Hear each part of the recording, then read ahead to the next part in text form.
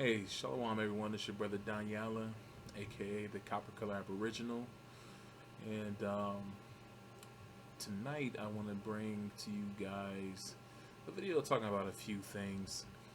The main thing I want to talk about is the situation with Nick Cannon. Okay, now on my Facebook, I said, "Did Nick Cannon get fired for telling the truth?" And if you've been following, news, I guess, dealing with celebrities and just on the internet and catching just what's going viral right now and things like that. They're talking about Nick Cannon. Nick Cannon has been uh, subject of attention for the past few days, just like the brother Deshaun. I think his name is Deshaun Jackson, and I believe he's a wide receiver for some NFL team. I can't remember which team he's part of. But anyways, what Deshaun Jackson said a few days was that basically so-called African Americans are the real Israelites, and of course he caught flack for that. Um, and right after getting the heat, this boy he went back on his word. He fell on his sword. He fell on his sword and lost his manhood. No, you know what happened? And even though I'm laughing, it's not funny, but I'm just laughing at just how silly this whole thing is. But he fell on his sword, and then he gave it to his enemy, and his enemy came and you know took his manhood away with his very own sword. That's what I feel like happened. And basically, a few days later, Nick Cannon, I believe he said this on his podcast because Nick Cannon has a podcast called um, I can't remember what his podcast is, but he invites a lot of different people on his show. Most of the people that he invites, most of the people that he invites on his show are usually people who are, I guess you can say, in the pro-black sector. Um, so he invited people on there like Tariq Nasheed. He invited Professor Griff. A lot of people like that on his show.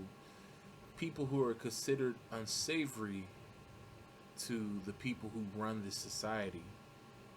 You know, um, so I believe on his podcast, he says something to the effect that you know, so-called African Americans are the true Hebrews,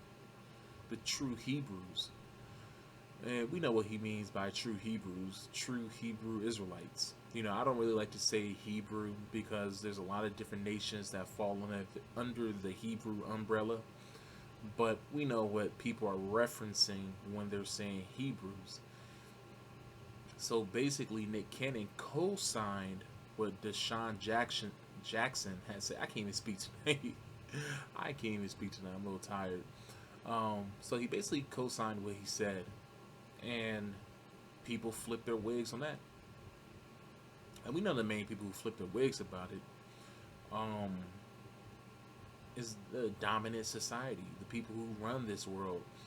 Not just any people, but the so-called fake Jews, the ones who run the media. They're the ones who are highly upset because I've seen a lot of videos from white people who don't care. They really don't care, and they're pointing out the fact that the reason why Nick Cannon and Deshaun Jackson are being crucified is because they offended a certain group of people, and those certain group of people being the you-wish people. The you-wish people. Y'all know who I'm talking about. The you-wish people. Yes. That's who these men offended. And, like I said, did they get fired for telling the truth? Because if they were lying, who cares? They would just call it fake news and they'll move on with it. But something that these men, such a simple statement that these men made, really made these people upset. And if you don't know that we are the true Israelites, you have to wonder, why did this make them so upset? Was it because they were telling the truth? Of course it is. That's why they were upset, because Nick Cannon and Deshaun Jackson were telling the truth. But see, black people, so-called black people, and especially brothers and sisters who know that we are the so-called Israelites, don't rejoice when you hear people in their stature say things like that. When Nick Cannon says things like, "Oh, we're the real Israelites," when Deshaun Jackson says that, and many other celebrities, do not get excited at all, because I feel like they're only doing it because it's the end thing. I feel like they're opportunists, and I feel like they admit that we are Israelites not because they don't know it. I do believe that they know it and maybe even believe it, but that's not what is important to them. What's important to them is their riches and everything that they have in this life. And I think that sometimes they forget that they have to stay in a certain lane, and then when they're corrected, well, not really corrected, but when they're adjusted by the people who run the society, they get right back in line. And this is why I don't trust people like that. I do not trust opportunists. Like the scripture says, you cannot serve two masters. You either love one or hate the other. You either want mammon, which is everything else but the Most High, or you want to follow the Most High. So this is why I say it all the time. I used to tell my wife, don't get excited when you hear celebrities saying who we are. That means nothing. I mean, it means nothing to me. I'm not saying that it means nothing at all, because what's going on can really help out a lot of our people, because I'm sure this has raised a lot of eyebrows for our people, to where they're like, why are these people getting so upset? They're trying to say that what Nick Cannon and Deshaun Jackson said was anti-Semitic. And that's basically what Nick Cannon said. He said, how is it anti-Semitic when we're Semitic? We're the real Hebrews. But how is that anti-Semitic? What Nick Cannon said, or what Deshaun Jackson said. How is that anti-Semitic? They didn't say, first of all, we are the true Shemites. We are the true Israelites, so we're Shemitic. But what these men said was not anti-Semitic. They didn't say that Semitic people should die, they should go to hell, or anything like that. Because if they said that, they'd be talking about themselves. So they're not being anti-Semitic at all. And it's very complicated when it comes to these Jews, because not all these Jews are Semitic. Some of these Jews, these Sephardic Jews especially, are Japhite, and then some of these Jews are Shemitic. Some of these fake Jews are Shemitic. So it's, you can't say that they're not Shemitic, because some of them actually are, but they're not the real Israelites, and that's the point, But see, the thing is that you don't have to say much to offend these people, because they don't want the truth to come out. And that's why they're upset. They do not want people to wake up to who they truly are. They want people like Nick Cannon, Deshaun Jackson, and any other person that has any type of money, celebrity, clout, power, whatever. They want you to dance to a certain tune, and they don't want you to step outside of that. Because when you step outside of that and you really try to empower your people, and you really try to teach your people, they will come down on you so hard, and they will take everything from you. But see, the thing is that we're not supposed to fold at all. We're supposed to stay strong. And there's a scripture that tells us what we're supposed to do in situations like this. In situations like this, you're not supposed to fold. You're not supposed to, go back on your word, fall back on your sword. You're not supposed to do that at all. And this is why I don't trust people like Nick Cannon at all. Yes, the Most High is using them for a specific reason, or maybe various reasons. But I would never let somebody like Nick Cannon into my fold, because I know that he's an opportunist, and their actions show it.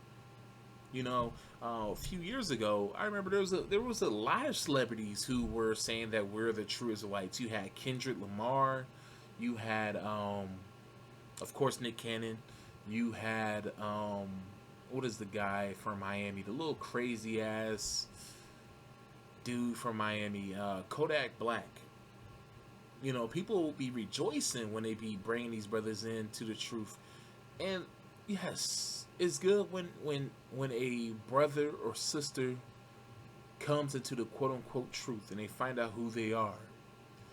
But these brothers were so prideful about it. I remember there was a brother on Facebook, and he's an older brother too, a brother who's actually been in the quote unquote truth for like over 20 years or whatever. And his brother was like low key bragging that he brought Kodak Black into the truth and was parading him around and everything like that. Like, oh yeah, look at my celebrity Hebrew Israelite friend. He didn't say that, but that's basically what his actions were showing. And I'm like, okay, he has to show me something. I told my wife that too. I was like, these so-called celebrities who know that they're Israelites and claim that we're Israelites, actions speak louder than words. I don't want to just hear your words. I want to see you live it. I don't want to see you speak it and say this is who we are and you're not living it. I want to see you live it.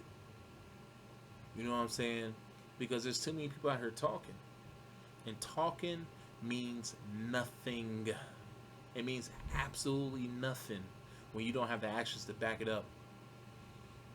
That's why the scripture says work without faith is what? Is dead.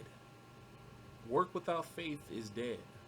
So you have to show me. So the Most High is saying that you have to show me work along with your words, with your so-called faith. Show me works.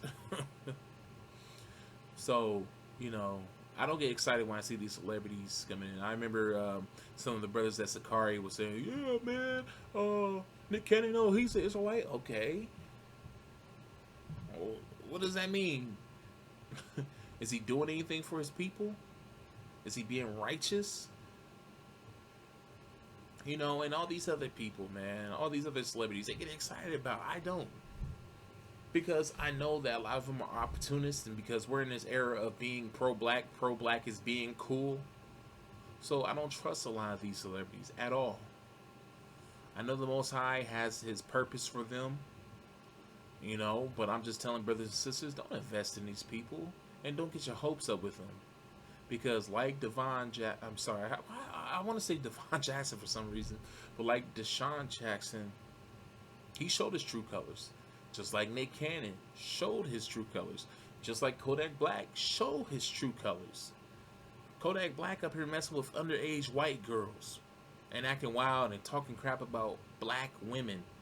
His so-called Israelite sisters he's talking crap about. They show their true colors. What has Kendrick Lamar done ever since saying that we're so-called Israelites? Really nothing? You know what I'm saying? A lot of them are just opportunists, and I don't trust them. But like I said earlier, you know, when you're in a situation like just Deshaun Jackson and Nick Cannon, there's a certain way you're supposed to be operating. You know, these people came down Nick Cannon so hard. They fired him from Viacom. They fired him. But this brother should be rejoicing rather than apologizing, because right here it says Nick Cannon to remain as host of Fox The Masked Singer after apology over anti-Semitic comment. Okay, so it says Nick Cannon will continue in his role as host of Fox The Masked Singer, one of his most high-profile hosting jobs in broadcast TV, following the controversial comments made recently on his podcast. When we were made aware of Nick Cannon's interview with Richard Griffin, I think Richard Griffin is Professor Griff. I believe that is who it is. Let me just go through here. Okay, so here, right here, it says Fox said in a statement Wednesday night, he is clear and remorseful. He is clear and remorseful that his words were wrong and were wrong. Were wrong. So this brother, he bent all the way. If he said this, because I didn't hear this brother say this out of his mouth, but if he said this, he bent all the way backwards and stabbed his own self in the back, man. I really hope he didn't say this, but I'm gonna say this is alleged because I didn't see any statement from him personally. This is what Fox is saying. So they said he is clear and remorseful that his words were wrong and lacked both understanding and context, and inadvertently promoted hate. How? How did he promote hate? All he said is that, you know, Deshaun Jackson isn't anti-Semitic because black people are Semitic. We're the true Hebrews. That's all he said. I mean, if you want to be honest, Nick Cannon has said way worse stuff to other groups of people on his show, but they didn't say anything about that. Why? Because there's an agenda going on right now. There's an agenda to cause racial tensions and to have a racial divide, to cause a race war in this country, and that's what they want to push. That's what these very rich, very powerful, you wish people want to do. That's what they want to go on. But the moment you say anything about their fraudulent behinds, they're gonna come down on you. So, anyways, it says Nick has sincerely apologized and quickly taken steps to educate himself.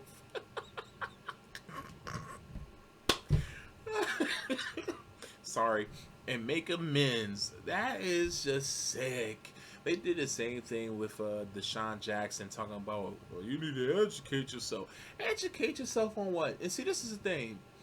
I hope Nick Cannon doesn't think that, oh, he's doing a smart thing. Like, oh yeah, I'm still gonna know who I am, but I'm just gonna,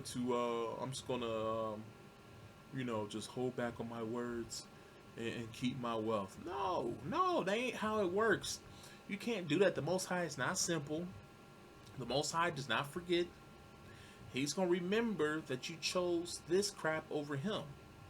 You know. So, anyways, that's what they're saying on here. He apologized and all that stuff. But see, this is what they gotta remember right here in Luke chapter 6, and it says right here, Luke chapter 6, verse 22. It says, "Blessed are ye when men shall hate you." That's what they're doing right now. They're hating Nick Cannon. They're hating Deshaun Jackson because of what they said. And what they said was right. There was nothing wrong with what they said. What they said was correct. It was right. It was righteous. It was no error in what they said. But these people hate them. So again, it says, "Blessed are ye when men shall hate you, and when they shall separate you from their company." This is exactly what's happening to Nick Cannon right now. They hate him because what he said, and now they're firing him. Viacom fired him, so now he cannot do Wild and Out on Viacom anymore because they canceled him. They separated him from their company because they hate him because of what he said. Continuing on, it says, "And shall reproach you, and shall cast your name as evil for the for the Son of Man's sake." Okay? See, what he did by saying that no, he's not anti-Semitic because he's an Israelite, that was righteous right there. That was the right thing to do. He's informing other people that, hey, us so-called African Americans are Israelites. That was the right thing to do. That's the same thing. If Yahweh Shai was there, he would have said the same thing. No, this ain't anti-Semitic because I'm an Israelite. Black people are Israelites. So-called black people are Israelites. This isn't about us. This is about the Most High Yahweh. And this is the same thing that Yahweh Shai was doing when he was here. He was teaching the truth. Okay? So, anyways, I'm going to read the whole thing again. It says, this is Luke 6:22. It says, "Blessed are ye when men shall hate you, and when they shall separate you from their company, and shall reproach you, and cast you out of cast out your name as evil for the Son of Man's sake." Now, continuing on, it says, "Rejoice ye in that day." So he should be rejoicing that day when these people hate him and want to separate themselves from him and you know, reproach him and cast his name out as evil, because that's exactly what they're doing. They're making a criminal out of these two men for what they said, and what they said was true. But Nick Cannon And what's it called? Should be rejoicing. They shouldn't be apologizing, because when they apologizing, they're bending back on their swords and they're basically saying, "Oh, f this, f you guys, f the Most High. I need my money. I need my fame. I need my fortune. I need everything that I got going on here." That's what they're saying. And remember, see, these people, they're only fooling themselves, because I think they believe they can serve two masters. And you can't serve two masters. The Most High is very clear about that. You cannot serve two masters at all. Anyways, so it said, "Rejoice ye in that day, and leap for joy, for behold, your reward is great in heaven." So when these people hate you and they reproach you and they cast your name out as evil just because you're being righteous, rejoice, because your reward is great in heaven. And that's the heaven that matters. I mean, that's the riches that matter right there. That's the reward that matters, because like the scripture says, you know, the treasures here, the riches here on earth, they basically fall victim to decay and moth. You know what I'm saying? So that stuff can always go away. You can't take that with you when you die. So who should we be building up treasure with? The Most High. That's who we should be building up treasure with. And it says, "For in the like manner did their fathers unto the prophets." So these same people who are crucifying you, some of these same people, some of these same people who are crucifying you right now are the same, like Stephen A., for example, if that brother is an Israelite. You know, they were doing the same thing to the prophets, you know, and even non-Israelites were, you know, doing the same thing to the prophets too, killing us and doing all this wicked stuff to us. So it fits with these heathens too, but still. So anyways, continuing on, this is for people who choose their riches over the Most High. These people who fall back on their sword because they want to keep everything they have in this world and forsake the Most High. This is what it says right here in Luke 6:24. It says, "But woe unto you that are rich, for ye have received your consolation." So they already got their reward. They reap their reward here. And obviously he's fighting hard for that. He don't care about the reward of the Most High. That's why in scripture, in the book of Matthew, it says that it's easier for a camel to pass through the eye of a needle than a rich man into the kingdom of heaven. Because the Most High, the reason why Yahushua said that was because he knew the spirits that are surrounded by, that surrounds people who chase after wealth, who chase after the fortunes and all the goodies of this world. He knows that there's an evil spirit that has a tight grip on them that will keep them from doing the right thing. Because remember why Yahushua said that. Yahushua said that because he was dealing with a brother who wanted to be a follower of his. He wanted to be a disciple of his. And Yahushua told him, he was like, what you need to do is you need to take all your riches that you inherited and give it to the poor. And he didn't want to do that. Remember, he had an issue with doing that because he had amassed a lot of riches and he didn't want to do that. So he went away sad. And that's why Yahushua said that, because Yahushua knows the spirit that are on people who chase after wealth, who are rich. You know what I'm saying? I'm sure Nick Cannon didn't do all the things he did just to do it. He did it become rich and famous. And that's why, you know, I even told my wife this. I'm afraid to become rich. Seriously. I mean, if I lucked up on like a bunch of money, man, I'd probably be giving it away left and right and using it on good things to where I don't have a lot of money in my hands, because money changes people. You hear that all the time, that money changes people. And I definitely don't want to be changed by money, because it came out of Yahushua's lips. You know what I'm saying? So you can't sit there and be like, oh, well, that's just Paul's opinion. No, that's Yahushua saying that it's easier for a rich man. I mean, it's easier for a camel to pass through the eye of a needle than a rich man in the kingdom of heaven. So we know that a camel cannot pass through the eye of a needle. So we know that it's saying that it's impossible for that rich man to make it into the kingdom, because we know that most of these people who are rich are just evil. They're evil, they're selfish. And you have to be that to become rich for the most part. But yeah. So, brothers and sisters out there, if y'all guys are being,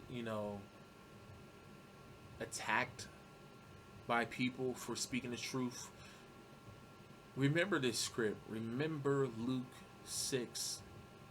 Remember these verses, because hopefully this will keep you from falling back on your own sword.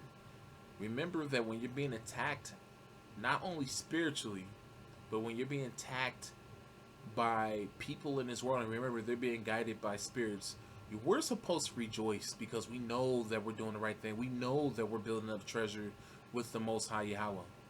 If you're not being attacked, you're not being righteous. Honestly, that's how I feel. I mean, I'm not saying that you're going to be attacked all the time, but trust me, if you're walking in the right path, you're going to be attacked spiritually or by people possessed by these evil spirits. So yeah, man, it's sad. I mean, honestly, I find it sad that he fell back on his sword like that. Because the thing is that this brother, he already has enough money. This brother has been in the game for over 20 years. He's been in the game for over 20 years. There's no reason for him to be wanting for anything. I know that he has people who depend on him. People over there at Wild and Out. But the thing is, they canceled the show.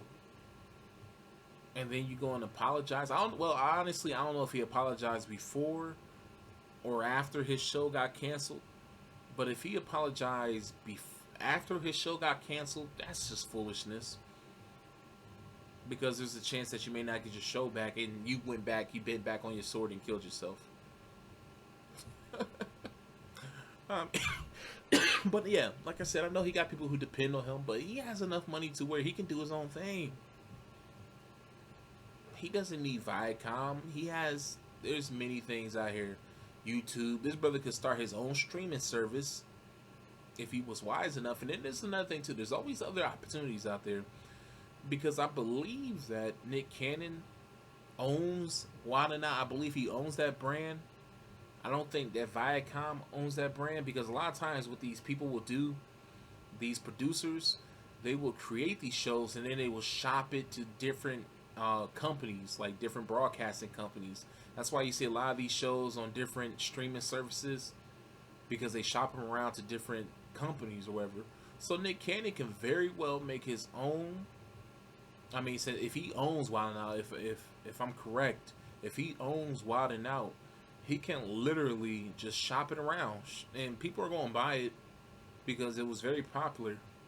I mean, it's not as popular as it used to be, like when I was in high school, but it was very popular. I mean, it's a very popular show, and I'm sure Netflix, Hulu, somebody will pick it up.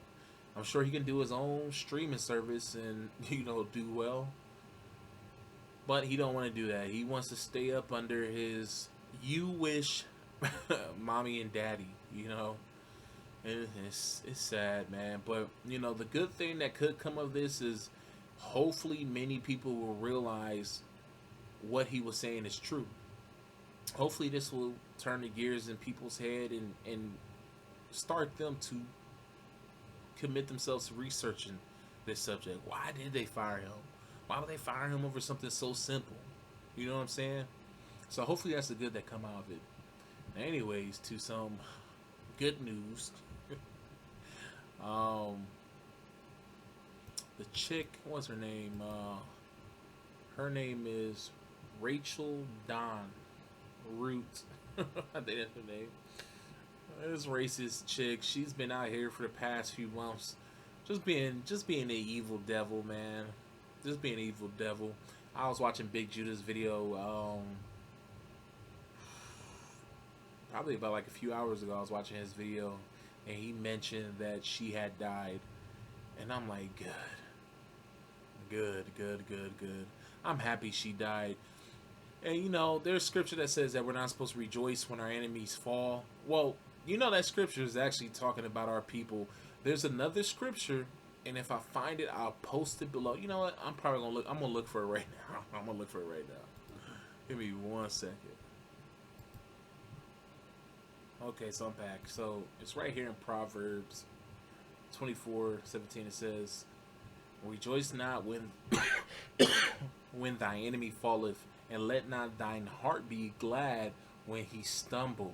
Okay, and it says, "Lest the Lord see it, and it displeases him, and he turn always his wrath from him." Okay, so right here, a lot of people go like, "Oh, well, it says that we're not supposed to be, happy when our enemies fall and they meet their demise." That's not true, because there's been a lot of times in the Bible where you can read that we were happy when our enemies were defeated. So obviously, the Most High isn't talking about. Um, he's not talking about all these other nations and all these other people, these heathens and stuff like that. He's talking about people, our own people, because our own people can be our enemies at times. When you come over here to Obadiah, chapter 1, verse 12, it says, "But thou shouldest not have looked on the day of thy brother, in the day that he became a stranger, neither shouldest thou have rejoiced over the children of Judah in the day of their destruction. Neither shouldest thou have spoken proudly in the day of, of distress." So it's telling, I mean, right there, it's the same thing that is being said over here in Proverbs. So it's talking about our own people. We shouldn't be happy when our own people fall, point blank, period. But when these evil heathens who hate us meet their demise, oh, I'm happy. I'm very, very happy when they meet their demise. But if it's one of my people who hate me, nah, I'm not gonna rejoice over their death. I'm not gonna be happy. Like when I found out that so-called comforter died, I wasn't happy. I was like, damn, I feel bad for him, because now he's in a place he don't want to be. And it's the same thing with this woman too. Her evil, racist ass, she's in torment right now. Her spirit was only made to be this measly, pathetic thing and to be tortured. I'm glad she's gone. I can't wait till other people like her are where she's at right now, because she's not in a good place. She's not in a good place, man. But supposedly she got ran over by a fire truck. Oh, the Most High ain't playing out here, man. She was always on the streets being racist. Now she's on the streets. She was on the streets laying dead. Ran over by a fire truck. Yeah. But yeah, man. I mean, it's crazy. It's crazy out here, man. The Most High, he is not playing around. He's not playing around. But anyways, guys, I'm about to get up out of here. But I do want to say this, guys. Y'all need to read Pistis Sophia. Read Pistis Sophia. Oh my God, man. That book is the truth. It lines up with so many scripture. It lines up with Ezekiel, talking about the wilderness. It lines up with Revelation. I mean, this book should be coupled with Revelations. Revelation should be coupled with this book, because it goes hand in hand, and it clears up so many misconceptions. It clears up so many mysteries. I feel like this book is definitely one of the books, that was mentioned in Second Esdras. You know, talking about basically these books being unlocked, because this book is deep, and this I'm telling you, man. I don't want to say I swear by the book, but I'm telling you, this book is the business, and it gives you a little insight on what's to come with Israel. I'm telling you, it's good. And if you start reading the book, I'm gonna give you a little hint. The first mystery that is mentioned all throughout the book is referring to the Most High Yahweh. Don't get it twisted. That should help you out a lot. But it deals the struggle of Pistis Sophia. See, first of all, in the book, it tells you, it's basically like after the resurrection of Yahweh Shai, he's on the Mount of Olives, he's having a discourse with his people, his disciples, and then he's beamed up Scotty. You know, great light, a bunch of lights come over him. He ascends to the heavens. He goes through different parts of the heavens, and he's just going through different parts of the heavens, and things happen up there. And he goes to this certain part of the heavens called, I believe, the 12th Aeon or something like that. And it has all these evil spirits in there, and they're all in there for a purpose. You know what I'm saying? The Most High, he controls the left and the right. He controls the good and the evil. But he has a certain part of the heavens up there where, these beings, they aid men in their wickedness or whatever. And Yahweh goes in there and changes the motion. So it explains why. I'm telling you, it's good. Check it out. I'm not going to go too much in detail. But it basically explains why the occult perform certain rituals throughout certain parts of the year. Why they don't do certain things all year round. Because they have a certain time frame. And it's all because of what happened when Yahweh went up there. But also, most of the first half of the book deals with the fall of Pistis Sophia and the lies of Revelations, because the woman that's spoken of in Pistis Sophia, oh yeah, you're going to find out who that is. Of course, we know it's Israel personified, but you will see that what the scripture says in the book of Matthew, what is loosed on earth shall be loosed in heaven, and what is loosed in heaven shall be loosed on earth, and that, what is done on earth is done in heaven. I'm telling you, you will find out how true it is. I mean, it matches up with so many books. You'll find out what the true meaning of the 2 or 3 witnesses are. The Psalms. It lines up with so many scriptures in Psalms. The Ode to Solomon. I mean, it's deep, y'all, man. It's real good.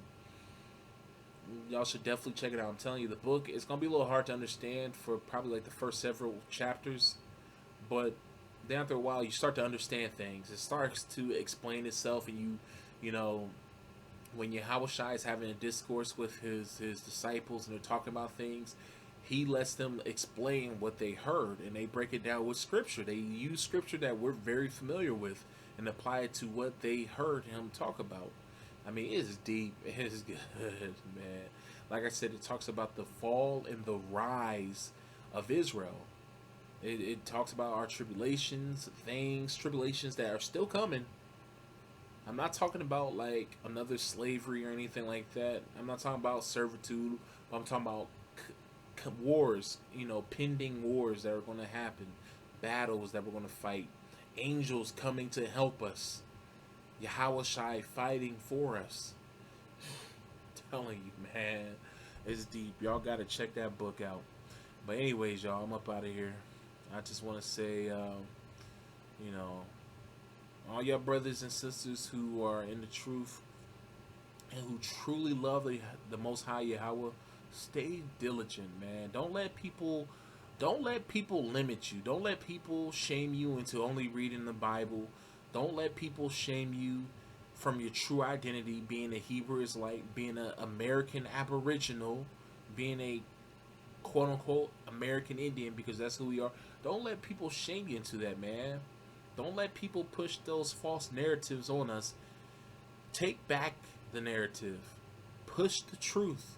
Because even these heathens are starting to be upset since they're inheriting lies. Scripture talks about that, how they're going to be mad because they found out that they inherited lies. And I see it right now, man. I see white people starting to wake up, not to the full truth of who we are. Some white people are, but there's white people out there who's finding out, that they've been lied to about our history.